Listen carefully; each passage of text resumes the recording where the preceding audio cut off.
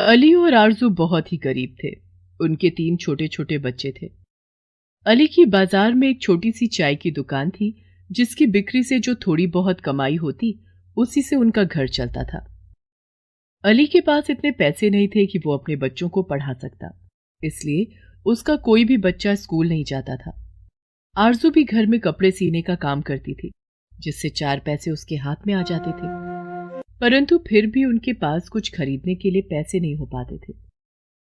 वो लोग बस रूखा सूखा खाकर जिंदगी बिता रहे थे। अली एक कमरे के मकान में रहता था, जिसका किराया 2000 रुपए था, और चाय की दुकान भी उसने किराए पर ही ले रखी थी, जिसका किराया 3000 रुपए था। चाय की दुकान से जो कमाई होती थी उसमें से 5000 रुपए तो किराए में ही चले जाते थे। उसके बाद जो बचता था उसी में वो लोग इसी तरह गुजारा कर रहे थे। कुछ ही दिनों में ईद आने वाली थी। सभी लोग नए कपड़े बनवाने और खरीदारी करने में व्यस्त थे। अली ने भी सोचा था इस बार किसी तरह पैसे बचाकर वो कम से कम अपने तीनों बच्चों को तो नए कपड़े दिलवा ही देगा। आरजू भी जो पैसे कपड़े सिलकर लेती थी वो उसने बचा कर रखे थे। अली की चाय की दुकान का मालिक अली के ही मोहल्ले में 2-3 घर छोड़कर रहता था। वो काफी पैसे वाला आदमी था, क्योंकि उसने काफी दुकानें किराए पर दे रखी थी और महीने में ही उसे काफी किराया आ जाता था। परंतु वो एक सख्त मिजाज का आदमी था। वो कभी भी किसी को किराए में छूट नहीं देता था और ना ही समय की मोहलत। आज नया महीना शुरू हो रहा था, इसलिए वो सब किरायों को वसूलने के लिए अपनी दुकानों पर जा रहा था। जब अली की दुकान की बारी आई तो मालिक वहां आकर बोला, लो भाई, किराया दे दो। आज नया महीना शुरू हो गया है। और हाँ, आज से मैंने किराया 500 रुपए बढ़ा दिया है। किराया बढ़ा दिया है? पर मेरे पास तो इतनी कमाई नहीं है कि मैं किराया बढ़ा कर दे सकूं। मैं तो 3000 भी मुश्किल से निकाल पाता हूं। मुझ पर रहम करें। मुझे कुछ नहीं सुनना। अली, बढ़ा हुआ किराया देना है तो ही ये दुकान तुम्हें मिल सकती है, वरना 2 दिन में इसे खाली करो। अली अपने मालिक से बहुत मिन्नतें करता है कि इस बार वो कम किराया ले ले। कुछ दिन बाद ही ईद है। उसके पास ईद का सामान खरीदने के लिए पैसे नहीं बचेंगे। वो अपने बच्चों को क्या मुंह दिखाएगा। उसकी इतनी मिन्नतें करने पर भी दुकान के मालिक का मन नहीं पसीजता और वो गुस्से से अली को कहता है कि या तो वो किराया दे, वरना दुकान कल ही खाली कर दे। उसने उसके बच्चों का ठेका नहीं लिया हुआ। मालिक की कठोरता देखकर अली को बहुत दुख होता है, पर वो दुकान कैसे छोड़ सकता था। आखिरकार उसने बच्चों के लिए जो पैसे जोड़कर रखे थे बहुत ही दुखी मन से उसे मालिक को देने पड़ते हैं। अली बहुत दुखी मन से अपने घर वापस आता है और अपनी बीवी से कहता है, आरजू, ईद आने वाली है और आज मालिक ने बढ़ा हुआ किराया मांग लिया। मैंने थोड़े पैसे बच्चों के लिए बचा कर रखे थे, परंतु मालिक ने मेरी एक नहीं सुनी और वो बढ़ा हुआ किराया लेकर ही माना। अब मेरे पास ईद मनाने के लिए कुछ पैसे नहीं बचे। बच्चे तो कब से आस लगाए बैठे हैं नए कपड़ों की। मैं उन्हें कपड़े और मिठाई कहां से लाकर दूंगा? क्या मैं इस काबिल भी नहीं कि साल में एक बार त्योहार पर भी अपने बच्चों को खुशी नहीं दे सकता? देखिए, आप इतना दुखी मत होइए। अल्लाह सब ठीक करेगा। अभी ईद में 4-5 दिन बाकी हैं। अल्लाह ने चाहा तो कुछ ना कुछ इंतजाम हो ही जाएगा। वरना थोड़े बहुत पैसे तो मैंने भी बचा कर रखे हैं। हम उन्हीं में से बच्चों को कुछ दिलवा देंगे। दिन अली तैयार होकर दुकान के लिए निकलता है, तभी वो देखता है कि उसकी दुकान का जो मालिक है उसके घर के अंदर से धुआं निकल रहा है। वो पड़ोस में दरवाजा खटखटाकर पूछता है, ये धुआं कैसा है और क्या घर के अंदर कोई है या नहीं।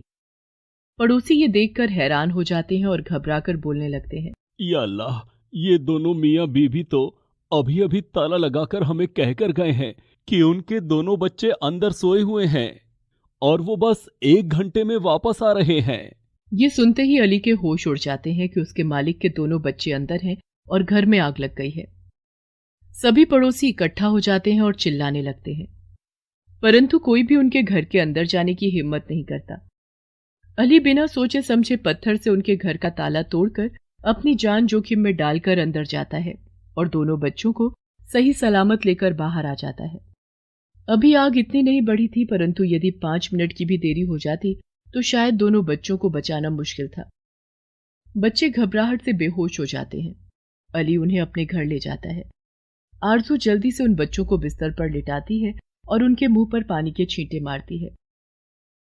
कुछ ही मिनट में बच्चे होश में आ जाते हैं। आरजू और अली उन्हें पानी वगैरह पिलाते हैं और आराम करने को कहते हैं। उधर घर का मालिक और उसकी बीवी दोनों जैसे ही वापस आते हैं, अपने घर से धुआं और आग देखकर उनके होश उड़ जाते हैं। वो जोर जोर से चिल्लाने लगते हैं, अल्लाह, ये क्या गजब हो गया, दोनों बच्चे अंदर ही मर गए। दोनों जोर जोर से रोने लगते हैं। तभी अली वहां आता है और मालिक से कहता है, अरे अरे, आप रोइए मत। आपके दोनों बच्चे सही सलामत हैं और मेरे घर पर हैं। चलिए मैं उनसे मिलवाता हूं। अली की बात सुनकर दोनों की जान में जान आती है और वहीं खड़े लोग उन्हें बताते हैं कि किस तरह अली ने अपनी जान जोखिम में डालकर उनके दोनों बच्चों की जान बचाई है। यदि वो अंदर नहीं जाता तो आज उन्हें उनके बच्चे सलामत नहीं मिलते। दोनों अली के घर जाकर अपने बच्चों को सही सलामत देखते हैं और अली का बहुत शुक्रिया अदा करते हैं।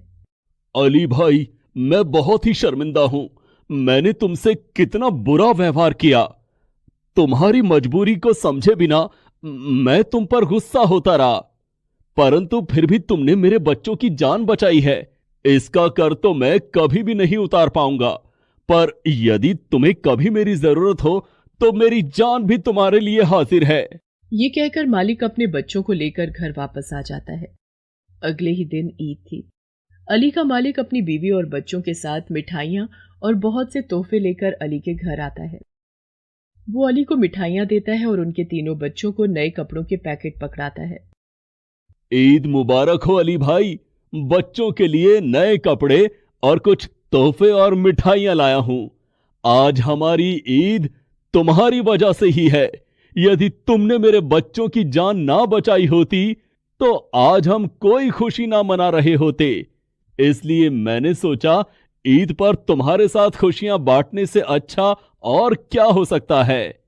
इसीलिए हम सब लोग तुम्हारे साथ ईद मनाने आ गए हैं। अली और आरजू ये सब देखकर बहुत खुश होते हैं और उनके बच्चे तोहफे और नए कपड़े पाकर खुशी से झूम उठते हैं। सभी बच्चे मिलकर ईद मनाने लगते हैं। दुकान का मालिक अली से कहता है कि आज से वो दुकान उसकी है, उसे उसका कोई भी किराया देने की कोई जरूरत नहीं। अली ये सुनकर बहुत खुश होता है। वो अपने मालिक के गले लग जाता है और उसका शुक्रिया अदा करता है। अब सब लोग मिलजुल कर खुशी खुशी ईद मना रहे थे। गरीब बाप बेटे